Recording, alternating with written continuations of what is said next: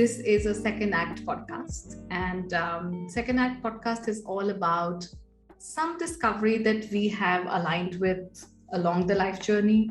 Suddenly realized because something happened, and we said, "Oh wow, I have some hidden talent, some hidden, something about myself that I had never felt before." So you are just the right fit for this podcast, and I welcome you.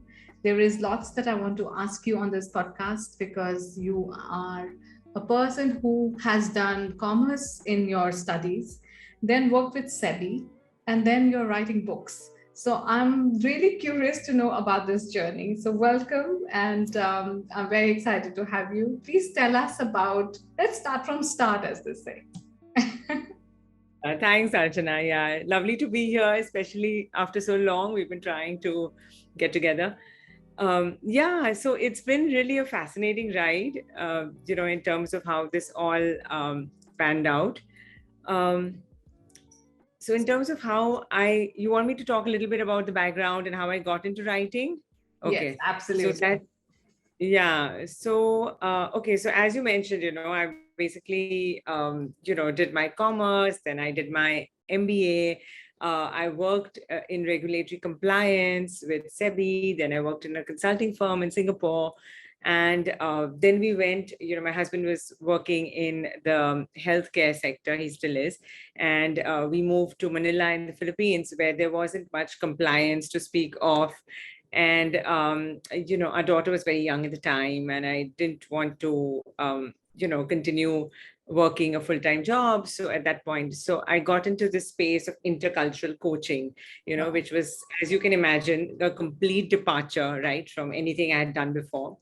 But it was interesting in that it involved, training adults who wanted to be trained, on how to work more effectively, how to communicate, how to be more successful across cultures. So I got trained as a trainer, and I did a whole lot of trainings while we were in the Philippines. And then we moved back to India. And I continued to do some of these trainings. And, in the course of these sessions, I came across books like, working with the Germans and working with the Brits. And I was thinking, isn't there a book on working with Indians, right? And I looked around and I saw a few on doing business, which basically involved, tax and regulations and stuff like that, but not around the cultural nuances, which was really my thing by then. So I said, okay, maybe it's a good idea to write one. And I always liked writing, always liked the arts. And if I had to do it all over again, I probably wouldn't have done commerce. I wouldn't do it. So I said, okay, let's go for this. And because I had the experience of living overseas, I had the intercultural, background and, exposure. So, and I could write, I thought. So I started that process, and, I put together my own insights. I spoke to about 60 people, 40 expatriates, 20 Indians who had repatriated like us, and weaved it all together. And it was a labor of love, a lot of fun, a completely different kind of ride. And the book was launched in 2018.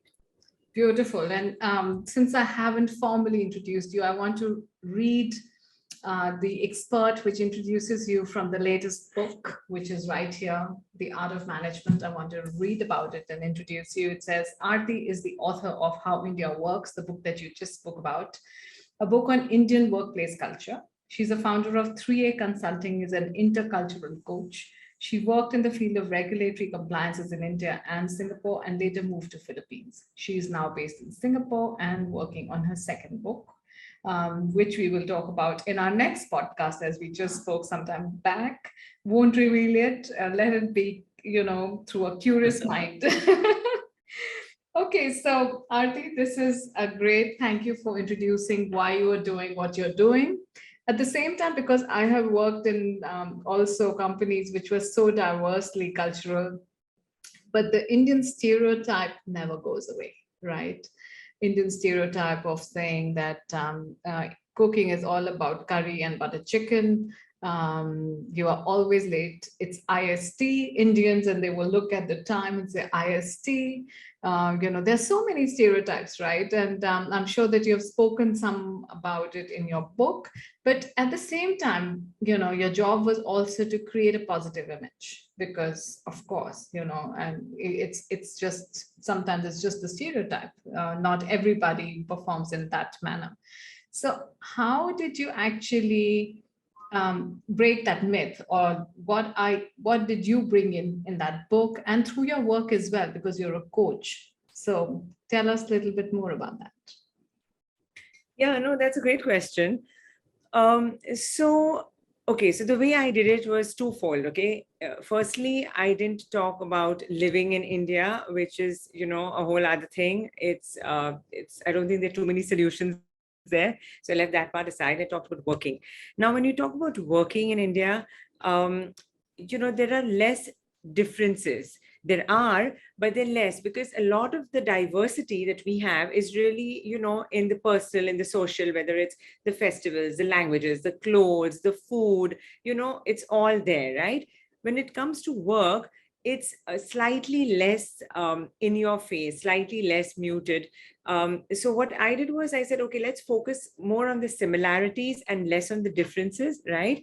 Let's look at some of the things that are common to most organizations pan-India, keeping in mind the type of organization. Okay, so whether it's a promoter-run Indian company, whether it's a bank, okay, an international bank, or if it's a multinational company, so the differences really are more, to my mind, more across these areas, on the culture of the company and the leadership team, right? For example, you can have in Bandra Kurla complex, which is, a big working area in Bombay.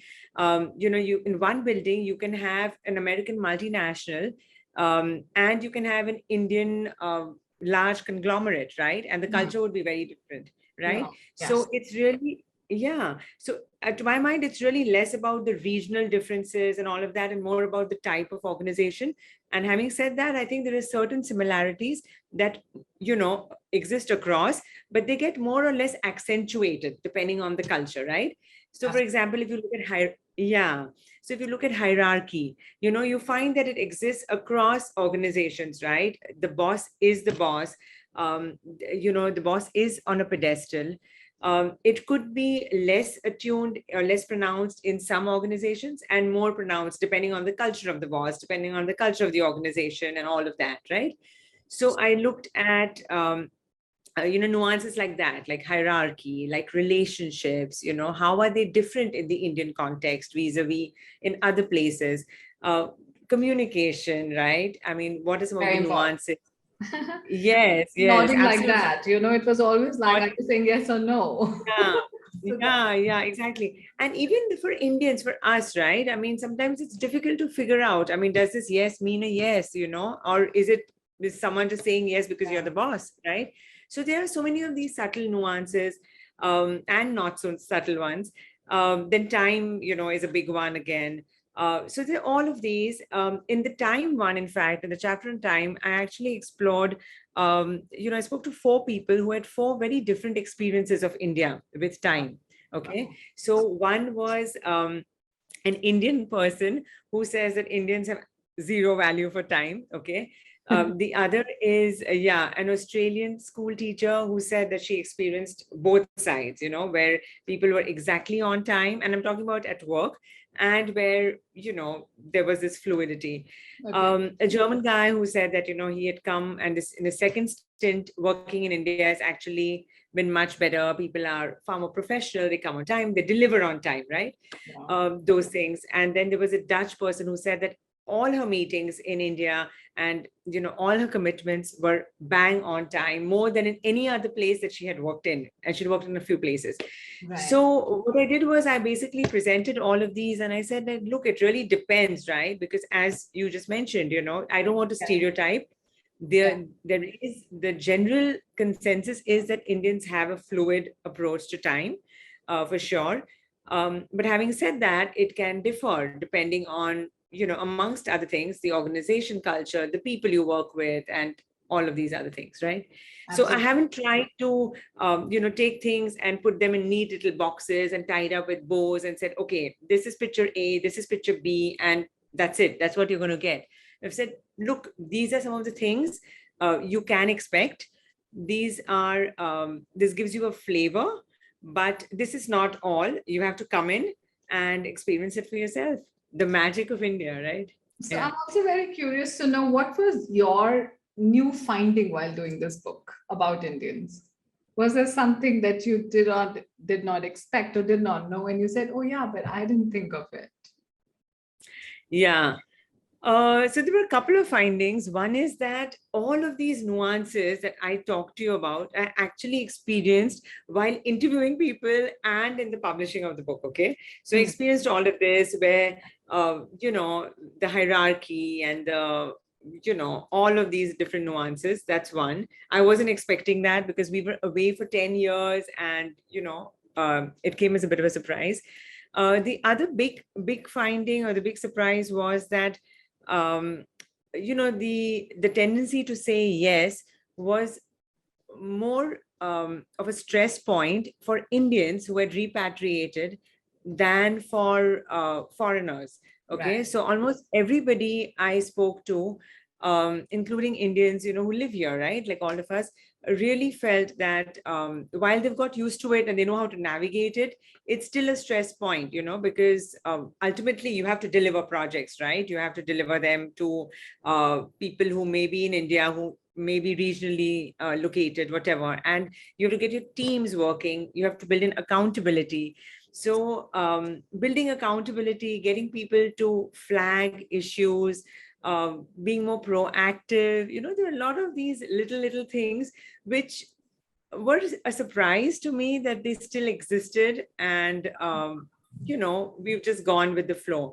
I think the third piece that was a surprise was also that despite the huge diversity that we have, um, I think there is not so much acceptance of it, right? It's not, I mean, we use words like DEI and all of that. But very often leadership teams or in meetings, people like a homogeneous viewpoint, right? So people may not always embrace a different point of view or a different line of thinking. So this was something that really came as a surprise to me. Wow. While you're speaking, I'm also thinking that, I also observe for my own self when there are people from diverse cultures, diverse countries sitting, and then when Indians are sitting, it's often noticed that Indians don't raise their hand for questions, or they do not take the first lead to present. Did something like that also come up, and you feel that there is a reason behind it, or what is your feeling about it? Yeah, so that is a cultural thing, right? The fact that I think, I mean, I'm talking about my generation. I think the younger generation is different, right? Yeah, absolutely. But yeah, but I think in terms of our generation, I think we've come up a certain way. The education system has taught us, to think in a certain way. And, often people don't want to be singled out if they don't understand something. So, this is something I've actually mentioned in a training course, that the words I don't understand are seldom used or expressed in India in a corporate context, right? How often will you hear somebody, raising their hand and saying, I didn't understand what you said, or, can you explain? Whereas overseas, it's perfectly acceptable, right?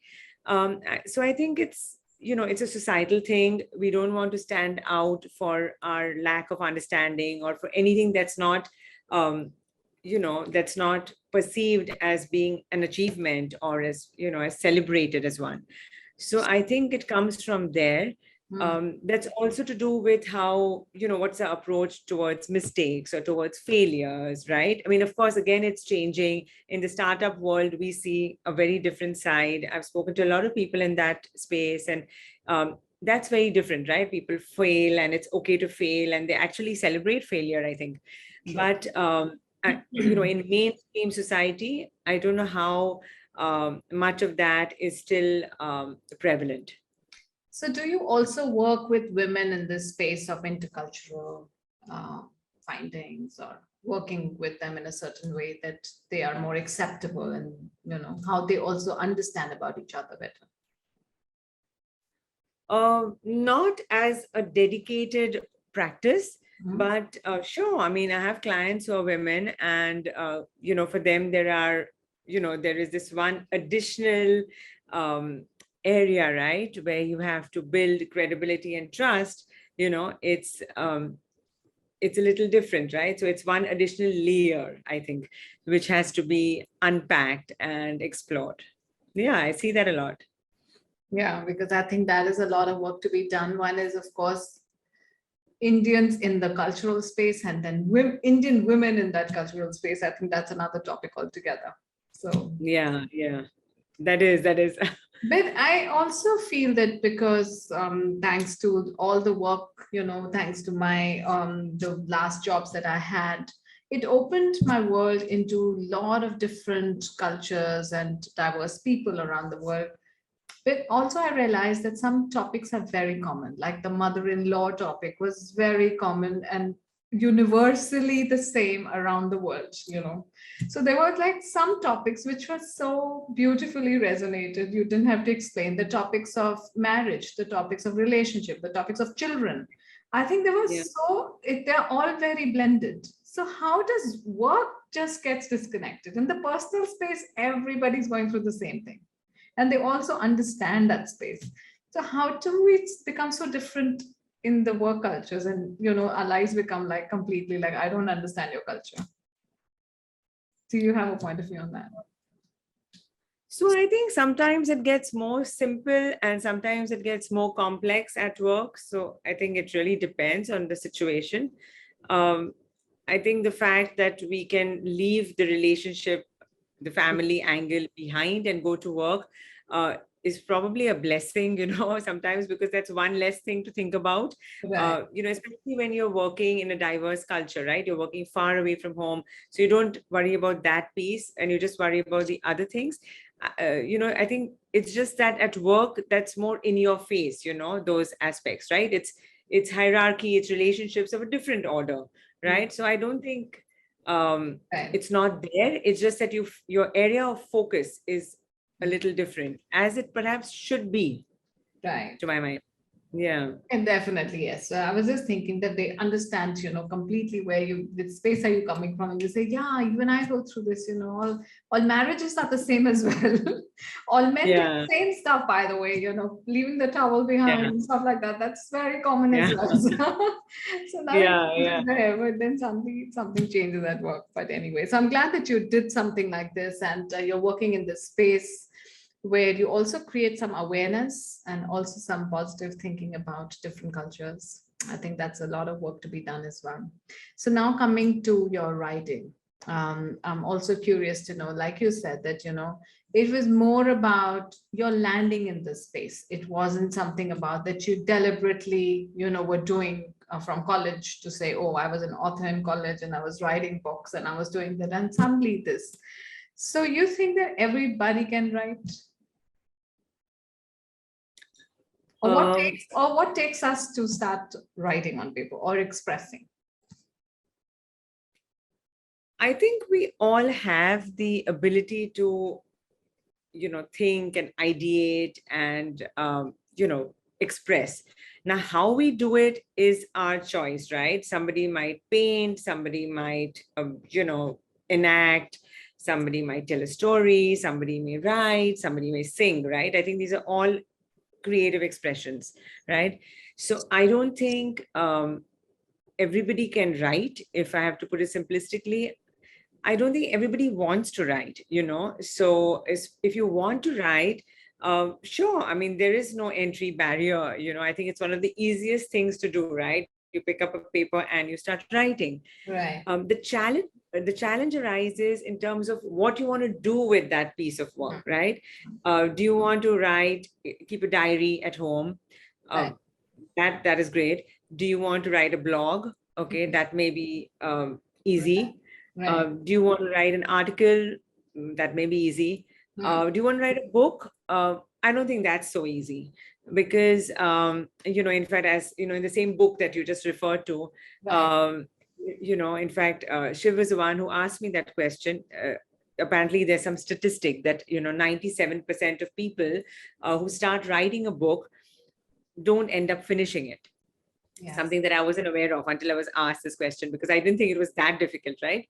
But having experienced, firsthand the journey, despite being inherently motivated and committed and really excited about writing the book, it is tough, to actually finish it, because it requires a certain level of discipline. It requires a certain level of determination, and it's a solitary process. There's no team in place to tell you, hey, I'm rooting for you. How are we doing? There's no Right. check-in. There's no adulation. There is no encouragement or support. So you Right. have to create that team, which is a separate thing. But so it's not easy. It's a solitary journey, and you don't know where it will land.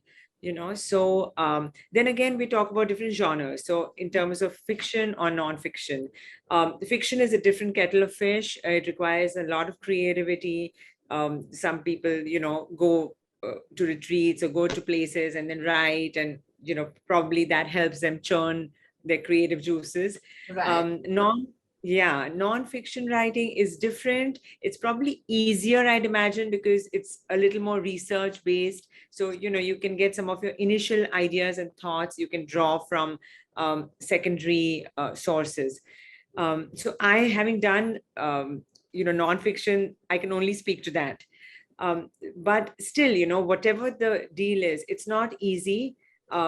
And I think one has to be clear as to why one is doing this, because the other misconception is that people think it's very glamorous, or people think it's lucrative. And Isn't it's, it? I want to write a book. I want to write yeah. a book. But after listening and reading what you've written, I'm also thinking, should I even venture there? So, by No, the way, so I your think, book is making people think, huh? yeah, it's a reality check-in. But Um, having said that, I think it's hugely fulfilling. I mean, it's just fantastic. So which is exactly what I was saying, that you should be right. clear about what you're writing for. Are you doing it for yourself? Are you doing it for fulfilling a certain purpose? Are you doing it to get your message out there, your voice out there? All of these boxes are certainly ticked. Yeah, it's just that just expect that it's not an easy ride, and you have to keep pushing yourself to raise the bar and to write. And there may not be anything at the end of it, but that's okay too, right? Yeah. Yeah, absolutely. But there are so many authors now. I think, especially, maybe I've started to read a lot during pandemic. I don't know, but I see so many releases every day. So many Indian authors have started to write. There is really suddenly a clutter of books. I don't know if it is me who's feeling it, or do you feel as well? And where do you think, picking up the authentic book, literally, like, what to read? Is this really authentic? I mean, how do you really get there? Yeah, so I think, given social media and given all of the noise out there, it is difficult to wade through the clutter.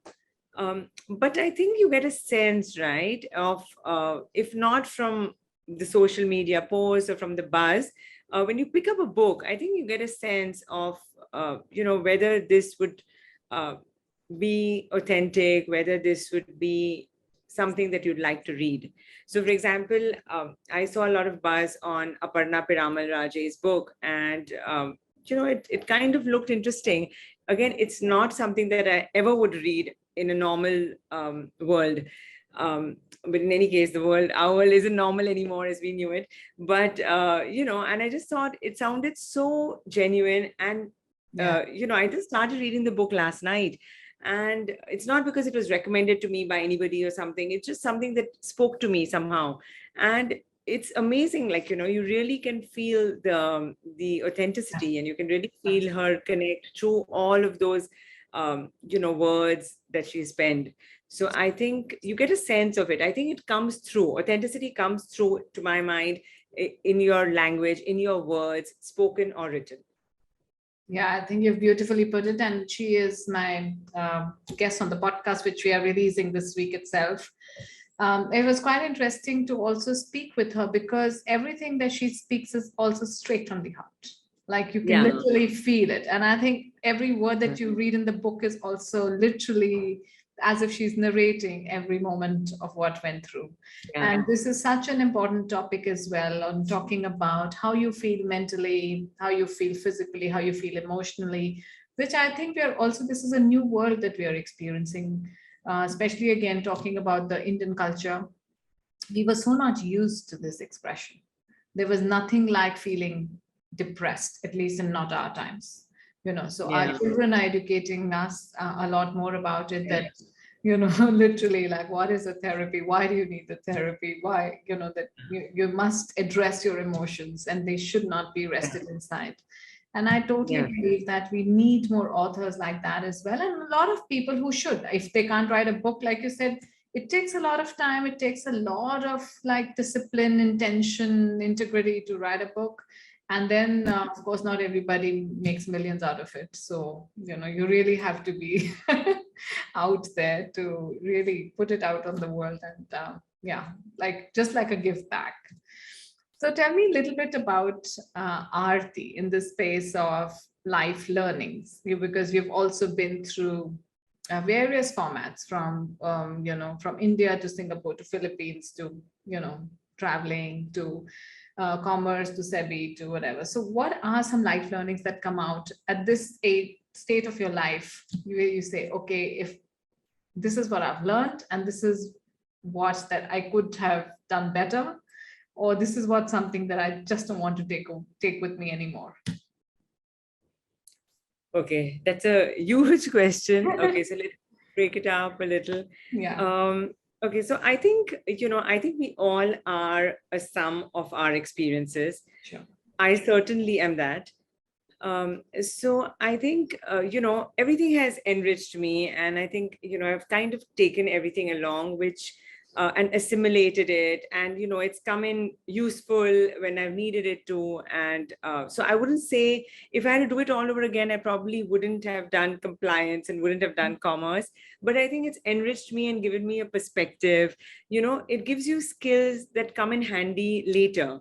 For example, the attention to detail, it comes in later. It came in later, 20 years later when I was writing, because you kind of look at the words and whether they're making sense and, all of that stuff. Or counting your millions when, your books are. No? We'll need another retreat for that, Archana. Yeah.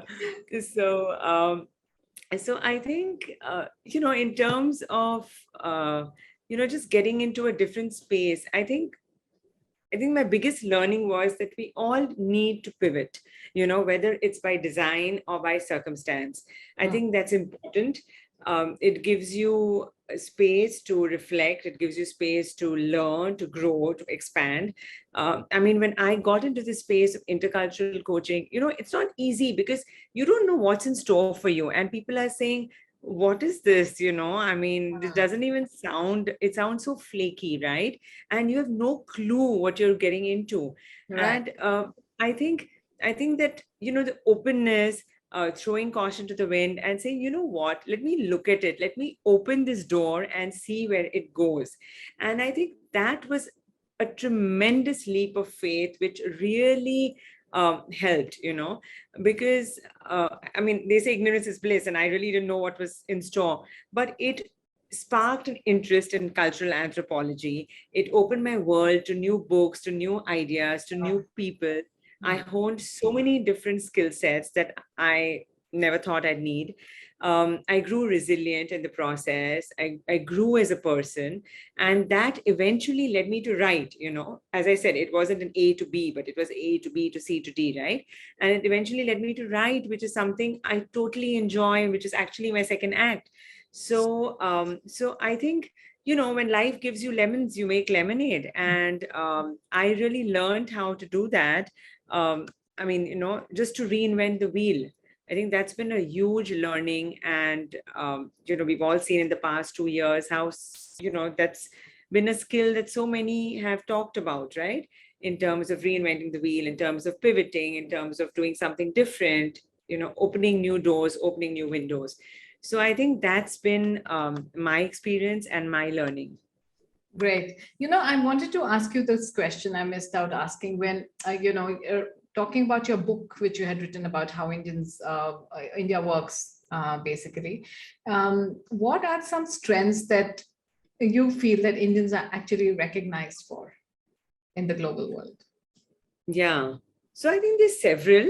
Okay. So, I think the fact that, Indians are generally intelligent, talented, hardworking, driven, committed. I think those are pretty much par for the course, right? I'm talking about a certain level of managers, executives, in organizations. So I remember in a training program, I had, and this American gentleman mentioned that, I wish I could bottle the Indians' sense of commitment and determination and spray it, over my people back home. I'm not trying to say that Indians have a monopoly on something and Americans don't, but, it was just a way of acknowledging the Indian work ethic. I think, the other thing that Indians are great at is we're great at adapting. We are, because we live in a diverse culture, we can adapt reasonably well. We're reasonably flexible, except for food, I think, but, can, make it work. I think the big piece is about handling ambiguity, in a VUCA world. I think that's where you really see the difference, especially when, when you look at the rest of Southeast Asia, when you look at countries that are far more black and white, I think Indians are masters of the gray. And, we can really, I think it's the way the ecosystem is, we're used to changes, we're used to challenges. Suddenly something will not work. Suddenly there'll be a long queue somewhere and you have to navigate it. But I think that makes us masters, in a structured environment, to find answers and to find solutions, which is something that other people are really not good at. And I think we're really able to think on our feet, whether it's jugaad, whether it is just the ability to navigate that space, So I think that's one thing that clearly sets us apart, especially when I see it overseas. And what is then your advice also for Indians to fit in better, or to young managers who are also now, because I think a lot of people are working outside. And I've also heard that, people are actually taking workshops and, signing up to know the cultures better so that they can fit in. What has your learning be, or what do you advise? Yeah, absolutely. And this is something, the many things that I've actually talked about in the book as well. But I do, I do talk about this at, for especially to young managers. So I think there are a couple of things. One is, to be cognizant of the way we work and we communicate. I think there is a lot of room to weigh our words carefully. If we say we're going to be there in half an hour, what does it mean when you're not? When you say that you're going to deliver something in 2 days and you don't, what does that say about you? Trust is not about just building relationships. It's also about delivering on time. It's about keeping your commitments, keeping your word, and doing it consistently. I think that's so important. And that's something that innately we don't seem to, take very seriously. So I think that's a big one, especially when it comes to establishing trust and credibility in cultures, in certain parts of the world. Yeah. So I think that's one. Yeah. The other piece that I've noticed often is that, again, I don't mean to stereotype. I've seen plenty of Indians who do very well on all of these parameters. But in general, I've seen that, Indians don't always prepare well before a meeting. So they'll just wing it, they'll read something, go and, just say something that has no bearing, just to show that, you've kind of, made your presence in a meeting. And so then the ones that do really stand out by a mile, again, in the Asian, or anywhere else, right, in the ecosystem, you find people like the Japanese, the Koreans and all, they really, prepare, they make their notes and they come there, so that can be a bit of a thing. In fact, Indra Nui, according to someone who worked with her, closely, used to mention that she was always very well prepared for meetings, So that tells you, right? I mean, it takes certain traits to that are noticed in an international environment. And the third piece, I would say would be taking feedback objectively, So again, this is something I mentioned in How India Works. So YSC, this global consultancy firm, did a survey as per which, Indians had the highest need for self-awareness across different regions of the world. And I think that comes across in organizations, in performance appraisals, the way we react to it and the way we take things very personally, right?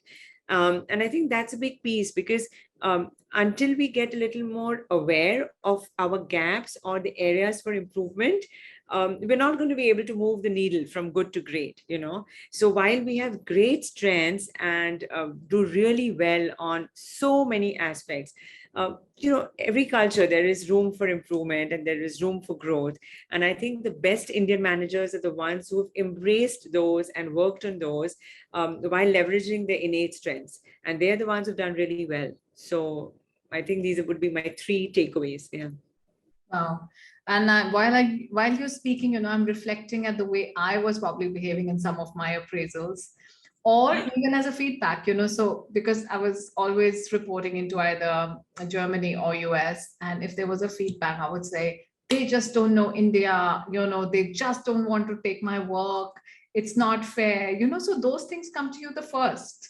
And it's not about like, maybe it's making sense. Now, the work that I'm doing right now, and when I put all those processes and I was like, why should we have so many processes and why should we do this? And when you actually try to now do your own work and bring all of that, whether it is timing, whether it is, commitment, whether whatever, it's really coming handy to me now, and that time I'm just reflecting while you're speaking to say how I used to be so much about like, oh, they just don't like Indians, and they don't like my work. It's all about that. Yeah. But there's also, but if I can add, but that's also another piece which has to be addressed, right? Because that's also true that people don't always understand India and they don't make the effort to understand India. So it works both ways. I mean, while, we've got to be more objective and perhaps build in more structure and processes and systems, the outsiders or other people we're working with also have to appreciate what we bring to the table, and they have to have an understanding and patience, right? So so I think that's how you work.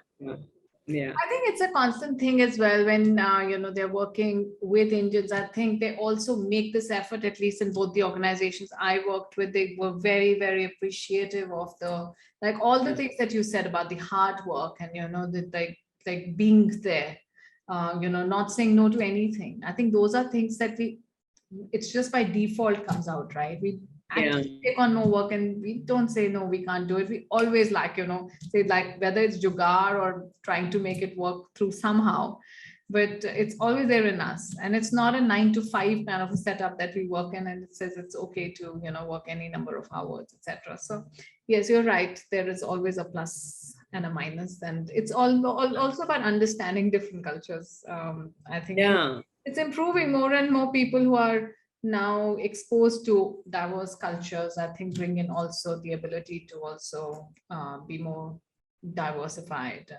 and inclusive, if I put it right. Yeah, absolutely. Yeah. So great. So Bindu, you've answered slightly about your second act of writing. Actually, how I describe second act is something that has a higher purpose, or that makes you a better version of you. So if you want to elaborate, or what does writing do to you, or is there another second act that you have for a higher purpose that you are, or as a person, do you want to talk about that? So what's your second act?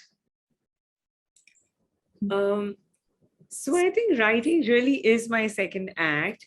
I think it makes me, achieve it actually gave me a sense of purpose, and it is my sense of purpose, if that makes sense. I feel good writing. I feel good being able to communicate through words, written or spoken. But I think, putting pen to paper is a different feeling of satisfaction altogether. Right. um, it's also about making a difference, right, and adding value to people. So for example, when you get feedback that, I knew this but I didn't think of it the way it's in your book, or the way you put it, or the examples that you've shared, or through the humor that you've brought in, or the perspective that you've provided, right? So I think when you hear these pieces of feedback over the years, especially as I started on with um, not knowing where this would pan out, at all. It's hugely validating, hugely liberating, and just makes you want to do more of it. So, and that's also through my work in intercultural coaching, right? So to be able to make a difference, I think it's usually motivating. So I think that's what this has been for me in terms of finding a deeper sense of purpose, a deeper sense Right. of meaning, and just discovering myself and what I enjoy and what I'm good at. Perfect. I want to ask you a few rapid fire questions, because that's a very interesting way of knowing you even better. Now I'm nervous. Okay. Yeah. No, it's just very quick and very sweet ones. So, Yeah. one thing that motivates you. Kindness. Okay. If you would not be a writer, then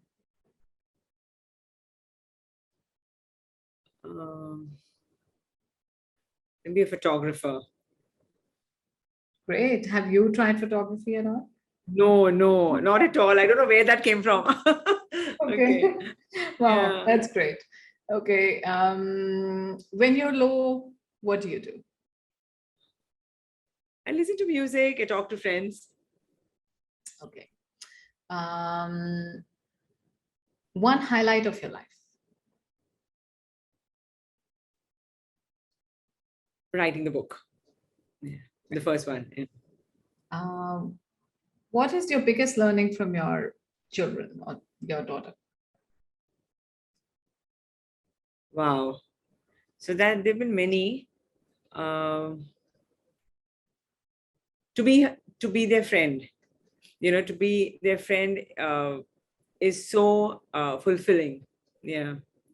To wear the friend hat, if that makes sense. Absolutely. I think, yeah, there is no other way, by the way.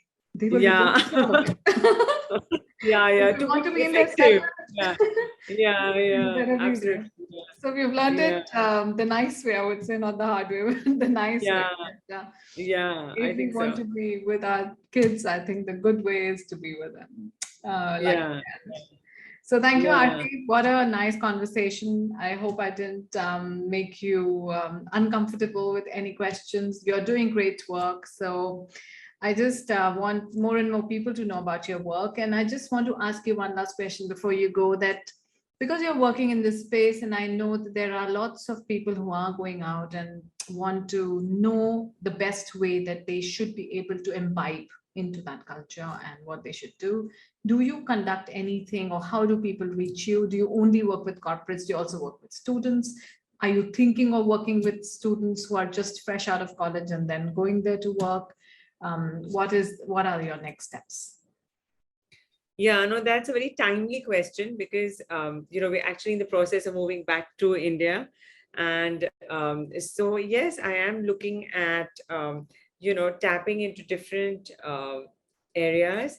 I've always liked teaching. So I did think that I want to teach. I want to teach students. I wanted to conduct workshops for them, maybe on like, developing a global mindset, or, just building some skills that would be useful, to make them just be more successful.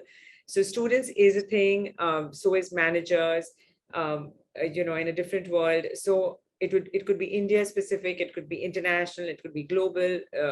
Obviously, I know a thing or two about working in Asia. So, that would be an area of interest as well. Yeah. So thanks for asking. I mean, it's great. Yeah. Yeah, I think that's what's the need for the hour. And I think this will be great if you can launch something like that, because I'm sure that there is a lot of people that can benefit out of it.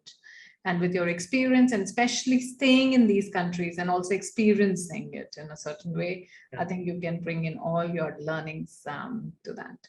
So thanks, Aarti. And thank you for all the books that you're writing, all the insights that you're creating, all the perspectives that you're changing, and also the next book. And we have another podcast lined up for that whenever you're ready. Absolutely. Thanks so much, Archana. Lovely chatting. Yeah. Yeah. Thank you. Thank you.